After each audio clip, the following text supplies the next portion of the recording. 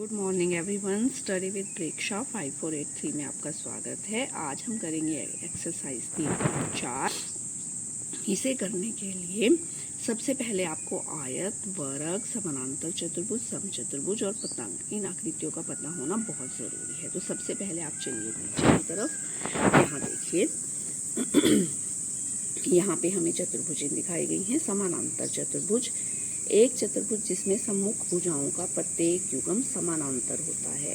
A B समानांतर है C D के और ए डी समानांतर है डी सी के। आमने सामने की भुजाएं समानांतर होती हैं। ठीक है, अब समानांतर हैं और साथ ही बराबर भी हैं। ए बी और सी डी बराबर हैं और सी बी और ए डी भी बराबर हैं। इसके बाद आमने सामने के कोण भी बराबर हैं। कोण ए जो है वो कोण सी के बराबर है, कोण बी जो है वो कोण डी के बराबर है। विकर्ण एक दूसरे को काटते हैं। ठीक है, समझ आ गया। समचतुर्भुज जिसकी चारों भुजाएं जो हैं वो बराबर होती हैं। सम में समान, चतुर में चार भुजाएं में जिसकी चारों भुजाएं समान होती हैं। इसके बाद आयत भी एक समानांतर चतुर्भुज है क्योंकि आमने सामने की भुजाएं समानांतर हैं और इसमें प्रत्येक कोण जो है वो 90 डिग्री का होता है। ठीक है, वर्ग की भी चारों भुजाएं समान हैं।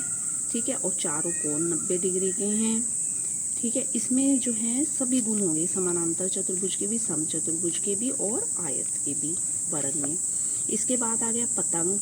एक चतुर्भुज जिसमें दो आसन भुजाएं, आमने ये वाली दो भुजाएं बराबर हैं और ये वाली दो भुजाएं। आसन भुजाओं के युग्म बराबर होते हैं कि AD और AB बराबर है, BC और DC बराबर है और कोण B और कोण D बराबर है, जबकि कोण A और कोण C बराबर नहीं है। आप ये वो सारे समझ चुके होंगे। अब हम इस प्रश्नावली को स्टार्ट करेंगे। बताइए कौन से कथन सत्य हैं और कौन से असत्य हैं। सभी आयत वर्ग होते हैं। अब आयत और वर्ग, ये है आयत, ये है वर्ग। इसकी सारी भुजाएं बराबर हैं। इसकी दो भुजाओं के युग्म बराबर हैं। ये वाले बराबर हैं, ये वाले बराबर, ये इसके बराबर है, ये इसके बराबर है, लेकिन चारों तो बराबर नहीं है, तो सभी आयत वर्ग नहीं हो सकते। पहला कथन क्या है? असत्य है।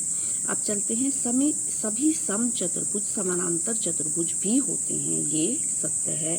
समचतुर्भुज जिसकी चारों भुजाएं बराबर हों। अब चारों भुजाएं बराबर हैं, चारों कोण बराबर हैं और समानांतर है वो। ठीक है, तो ये सही है।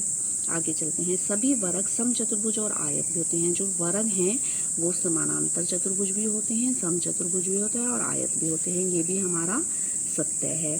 सभी वर्ग समानांतर चतुर्भुज नहीं होते, नहीं आएगा, असत्य होते हैं। असत्य, वर्ग जो है वो समचतुर्भुज भी होता है, आयत भी होता है और समानांतर चतुर्भुज भी होता है। असत्य हो गया। आगे, सभी पतंगे समचतुर्भुज होती हैं, नहीं, क्योंकि उसमें तो दो भुजाएं अलग होती हैं, दो भुजाएं अलग होती हैं, समचतुर्भुज तो नहीं हो सकती। असत्य। सभी समचतुर्भुज पतंग भी होते हैं, ये ठीक है कि सत्य है कि सभी समचतुर्भुज जो हैं वो पतंग हो सकते हैं, ये सत्य है। आगे, सभी समानांतर चतुर्भुज समलंब होते हैं। अब बात आ गई समलंब की, जिसकी आमने सामने की भुजाएं, ये समलंब आकृति है। ठीक है, इसकी आमने सामने की भुजाएं समानांतर होती हैं। सभी समानांतर चतुर्भुज समलंब होते हैं, ये हमारा हो गया सत्य, क्योंकि समानांतर चतुर्भुज समलंब हो सकते हैं। सभी वर्ग समलंब होते हैं, ये भी हमारा सत्य है। वर्ग तो सब कुछ होते हैं, ठीक है, ये हमारा सत्य है। समलंब, जिनके जो है लंब बराबर हों, ठीक है, जिनके लंब बराबर हों, सभी समलंब होते हैं, यस, ये हमारा सत्य है। अब हम चलते हैं आगे। उन सभी चतुर्भुजों की पहचान कीजिए जिनमें चारों भुजाओं की लंबाई बराबर हो। अब चारों भुजाओं की लंबाई किस में बराबर है? समचतुर्भुज में और वर्ग में। किस में बराबर होती है चारों भुजाओं की लंबाई? एक तो समचतुर्भुज में बराबर होती है, देखा है, चारों भुजाओं की लंबाई समचतुर्भुज में बराबर है और वर्ग में भी चारों भुजाओं की लंबाई जो है वो बराबर। चारों कोण समकोण हों, वो किस किस में होते हैं? वर्ग में चारों कोण समकोण होते हैं 90 के और आयत में भी चारों कोण समकोण होते हैं। वर्ग और आयत इसका आंसर है, वर्ग और आयत। अब आगे बताइए कैसे एक वर्ग एक चतुर्भुज बन सकता है? बताइए कैसे एक वर्ग एक चतुर्भुज है जिसकी चारों भुजाएं बराबर हैं। कैसे एक वर्ग एक चतुर्भुज है? क्योंकि इसकी चारों भुजाएं बराबर हैं, चार भुजाएं हैं इसीलिए है एक चतुर्भुज है। वर्ग हम कैसे लिखेंगे कि एक चतुर्भुज है? क्योंकि उसकी चार भुजाएं हैं इसीलिए वर्ग एक चतुर्भुज है। उसके बाद कैसे वर्ग एक समानांतर भुजाएं हैं? क्योंकि इसकी सारी भुजाएं समानांतर हैं इसीलिए है एक समानांतर चतुर्भुज भी है। कैसे एक वर्ग एक सम चतुर्भुज है? क्योंकि इसकी चारों भुजाएं समान हैं इसीलिए है एक सम चतुर्भुज भी है। सम यानी समान, चारों भुजाएं समान हैं। आयत, क्योंकि इसके चारों कोण जो हैं वो समकोण हैं इसीलिए यह एक आयत भी है। क्योंकि इसके चारों कोण जो हैं समकोण हैं इसीलिए यह एक आयत भी है।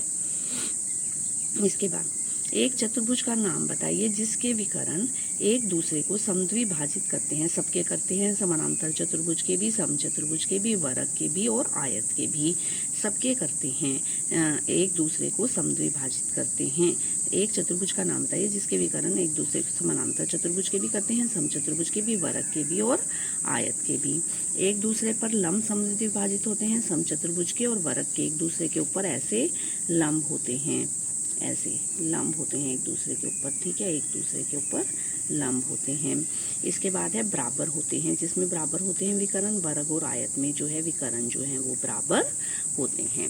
वर्ग और आयत में विकर्ण बराबर होते हैं। बताइए एक आयत उत्तल चतुर्भुज कैसे होती है? ये एक आयत बनी हुई है, इसके उत्तल चतुर्भुज, उत्तल जो बाहर की ओर हो, उत्तल, ये आपको उत्तल लेंस अगर आपने देखा होगा तो ऐसे होता है, उत्तल बाहर की ओर उभरा हुआ। तो उसने पूछा एक आयत उत्तल चतुर्भुज कैसे हो सकती है? ये एक आयत है, ठीक है, ये इसका विकर्ण है। अगर हम इसे विकर्ण से देखें तो ये बाहर की ओर उभरी हुई है, तो इसीलिए ये जो है उत्तल चतुर्भुज क्या होती है? एक आयत उत्तल चतुर्भुज क्या होती है? क्योंकि इसके विकर्ण जो हैं वो अंदर की ओर होती हैं और जब हम विकर्ण से देखते हैं तो ये बाहर की ओर उभरी हुई दिखाई देती है, इसलिए ये एक उत्तल चतुर्भुज होती है। एक आयत जो है वो उत्तल चतुर्भुज होती है। अब आगे देखिए, ABC एक समकोण त्रिभुज है। ये एक समकोण त्रिभुज दिखाई है हमें, ABC एक समकोण त्रिभुज है। ओ समकोण की सम्मुख भुजा का मध्य बिंदु है। ओ जो है वो सम्मुख भुजा है, ये इसका मध्य बिंदु है ओ। तो बताइए ओ बिंदु ए और बी से समान दूरी पर कैसे स्थित है? अब ये समान दूरी पर कैसे स्थित है? AB, AD और BC समानांतर हैं, आमने सामने की भुजाएं जो हैं समानांतर हैं। AB और BC भी समानांतर हैं, AB और DC समानांतर है, BC और AD समानांतर है। इसीलिए समचतुर्भुज ABCD में विकर्ण AC का मध्य बिंदु O है। इसीलिए हम कह सकते हैं कि ये AC का मध्य बिंदु है। अगर आपको वीडियो पसंद आई तो आप चैनल को जरूर सब्सक्राइब कीजिए, बेल आइकन दबा दीजिए ताकि आगे आने वाली वीडियो की नोटिफिकेशन आ सके। Thanks for watching, thanks for liking, thanks for sharing also.